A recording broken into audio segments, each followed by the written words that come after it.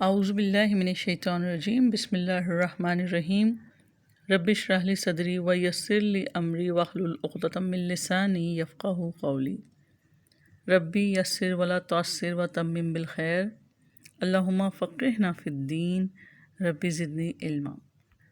سورۃ البقرہ آیت نمبر 30 لفظی ترجمہ ہے اور اس جب قالا کہا ربو کا تیرے رب نے للملائکتی فرشتوں سے انی یقیناً میں جائل بنانے والا ہوں فی الارض زمین میں خلیفتہ ایک جانشین۔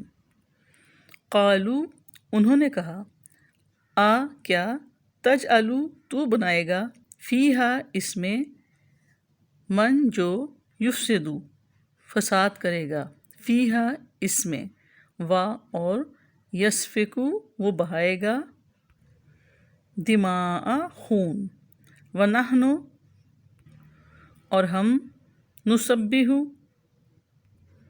ہم ہر عیب سے پاک ہونا بیان کرتے ہیں بحمدی کا ساتھ آپ کی تعریف کے اور نقدس ہم پاکیزگی بیان کرتے ہیں لک آپ کے لیے۔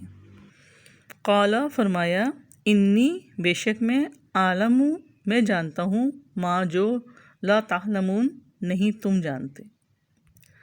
با محاورہ ترجمہ ہے اور جب تیرے رب نے فرشتوں سے کہا یقیناً میں زمین میں ایک جانشین بنانے والا ہوں، انہوں نے کہا کیا تو زمین میں اس کو بنائے گا جو اس میں فساد کرے گا اور خون بہائے گا، اور ہم آپ کی تعریف کے ساتھ آپ کا ہر عیب سے پاک ہونا بیان کرتے ہیں اور آپ کے لیے پاکیزگی بیان کرتے ہیں۔ اللہ تعالیٰ نے فرمایا بے شک میں وہ جانتا ہوں جو تم نہیں جانتے۔ اس آیت میں حضرت آدم علیہ السلام کی تخلیق کی ابتدا اور ان کی فضیلت کا ذکر ہے۔ جب اللہ تعالیٰ نے تخلیق کا ارادہ کیا تو اس نے فرشتوں کو آگاہ کیا اور فرمایا کہ وہ آدم علیہ السلام کو زمین کے اندر خلیفہ بنائے گا۔ خلیفہ در حقیقت نائب کو کہتے ہیں، اور عام طور پر ہمارے ہاں لوگوں کو ایک مغالطہ لاحق ہے کہ خلیفہ اور جانشین کسی کی موت کے بعد مقرر ہوتا ہے، زندگی میں نہیں ہوتا۔ لیکن اس دنیا میں انسان کی اصل حقیقت سمجھنے کے لیے اس آیت پہ غور و فکر کرنا بہت ضروری ہے کہ اللہ تعالیٰ نے آدم کو خلیفہ اس لیے کہا کیونکہ کائنات کا اصل حاکم اور مالک تو اللہ تعالیٰ ہے، لیکن اس نے اپنے آپ کو غیب کے پردے میں چھپا لیا ہے۔ زمین پر انسان اس کا خلیفہ ہے۔ اب انسان کا کام یہ ہے کہ جو ہدایت اللہ کی طرف سے آ رہی ہے اس پر بے چون و چرا عمل کرے، اور یہ حیثیت تمام انسانوں کو دی گئی ہے۔ ہر انسان اللہ کا خلیفہ ہے، لیکن جو اللہ کا باغی ہو جائے اور خود کو حاکم سمجھنا شروع ہو جائے تو وہ اس خلافت کے حق سے محروم ہو جاتا ہے۔ دیکھیں اس کی مثال آپ دنیا سے اس طرح لینا کہ اگر کسی بادشاہ کا ولی عہد اپنے باپ کی زندگی میں بغاوت کر دے اور حکومت حاصل کرنا چاہے تو وہ واجب القتل ہو جاتا ہے۔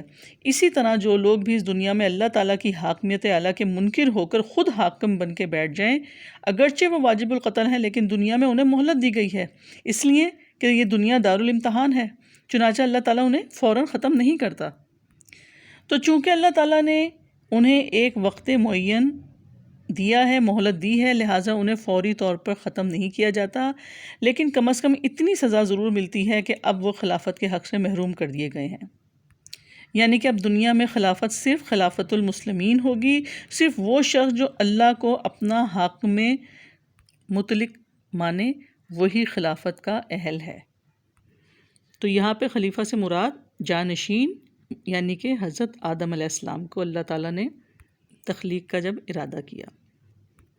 حضرت ابو موسیٰ اشعری رضی اللہ تعالیٰ عنہ سے روایت ہے کہ رسول اللہ صلی اللہ علیہ وآلہ وسلم نے فرمایا اللہ تعالیٰ نے آدم علیہ السلام کو تمام زمین سے جمع کی گئی مٹھی بھر خاک سے پیدا فرمایا۔ آدم علیہ السلام کی اولاد بھی طرح طرح کی مٹی کے مطابق پیدا ہوئی، ان میں سفید فام بھی ہیں، سرخ بھی ہیں، سیاہ فام بھی ہیں اور ان کے درمیانی رنگوں کے بھی، اسی طرح نیک اور بد، نرم خو، سخت طبیعت اور درمیانی طبیعت والے بھی۔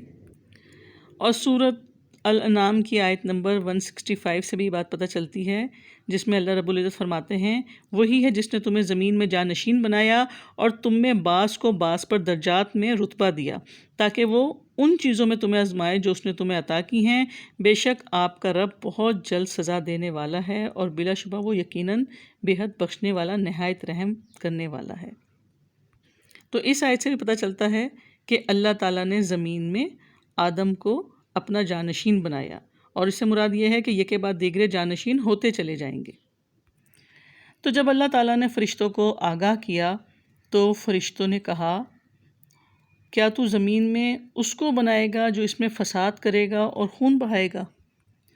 تو مختلف احادیث سے جو بات سامنے آتی ہے وہ یہ کہ حضرت آدم علیہ السلام کے پیدا ہونے سے 2000 برس پہلے زمین پر جنات رہتے تھے۔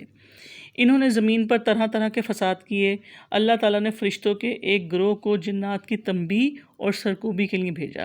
ان فرشتوں نے جنات کو مار کر دریاؤں اور جزیروں میں پھینک دیا۔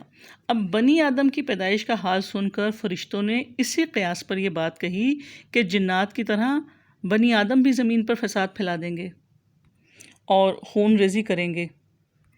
اور فساد فی الارض سے مراد فکری فساد ہے، یعنی کہ شرک اور کفر کا فساد ہے۔ اس کی وجہ سے باقی سارے فسادات جنم لیتے ہیں۔ تو فرشتوں کا یہ کہنا حسد یا اعتراض کے طور پر نہیں تھا، بلکہ اس کی حقیقت اور حکمت معلوم کرنے کی غرض سے تھا کہ اے رب، اس مخلوق کے پیدا کرنے میں کیا حکمت ہے، جبکہ ان میں کچھ ایسے لوگ بھی ہوں گے جو فساد پھیلائیں گے اور خون ریزی کریں گے، اور اگر مقصود یہ ہے کہ تیری عبادت ہو تو اس کام کے لیے ہم موجود ہیں،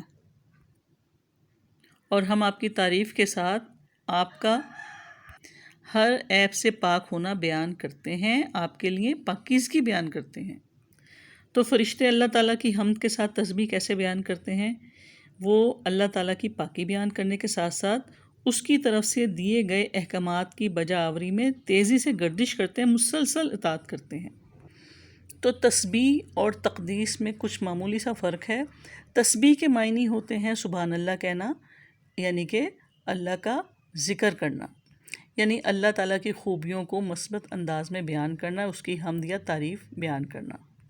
اور تقدیس سے مراد ایسی تمام باتوں کی نفی کرنا جو اللہ تعالیٰ کے شایان شان نہیں، یعنی شرک اور دوسری نجاستوں سے اللہ کی پاکی بیان کرنا۔ تو تسبیح سے مراد حمد بیان کرنا اور تقدیس سے مراد اللہ کی پاکی بیان کرنا۔ آیت کے آخر میں اللہ تعالیٰ نے فرمایا کہ بے شک میں وہ جانتا ہوں جو تم نہیں جانتے، یعنی آدم کی تخلیق اور اس کے بعد نسل آدم کی تخلیق کی حکمت کو میں جانتا ہوں کہ اس نسل میں سے انبیاء، علماء، شہداء، صالحین بھی ہوں گے جو زمین کی اصلاح کریں گے اور فساد نہیں کریں گے۔ تو انی عالموں سے مراد کہ میں جانتا ہوں کہ خلیفہ کون ہے، اور ما لا تعلمون جو تم نہیں جانتے، یعنی تمہارا فرشتوں کا کلام تو ظن اور گمان کی بنیاد پر ہے، جبکہ اللہ تعالیٰ تو ظاہر اور باطن دونوں کا علم رکھتے ہیں۔